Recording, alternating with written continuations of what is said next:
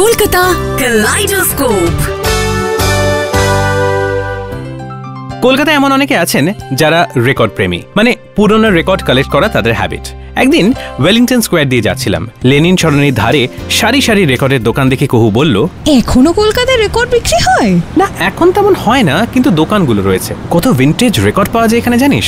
তুমি এসেছো কখনো? কম এসেছি এখানে, একটা সময় কম কিনেছি এখান থেকে। কলেজ শেষে রোজ আসতাম। বাক, বেথোভেন, মোৎজার্ট থেকে ভীমসেন যোশী, বড়ে গোলাম আলী, কোনটা কিনিনি। এই দোকানে ইলিয়াস, মুর্তজা বন্ধু হয়ে গেছিল আমার। এখন ওরা কোথায় কে জানে। এখন তো কেউ রেডিও শুনেই না। ইয়েস, এখন সবই ডিজিটাল। কিন্তু আমার এক বন্ধু যে ফ্রান্সে সেটেল বহু বছর ধরে, সে একদিন আমাকে কি লিখলো জানিস? অনেক বছর হলো কলকাতা ছেড়েছি, কিন্তু শখটা এখনো থেকে গেছে। এখনো ফ্রান্সে গেলে রেকর্ড কিনি, কিন্তু কোনো বিক্রেতা আজও বন্ধু হয়নি। কলকাতায় সেই ঝিমঝিমে মেজাজ, সন্ধ্যের মিটমিটে আবছা আলোতে রেকর্ড খোঁজার মধ্যে একটা অন্য ব্যাপার ছিল, সেসব আজকাল আর পাই না।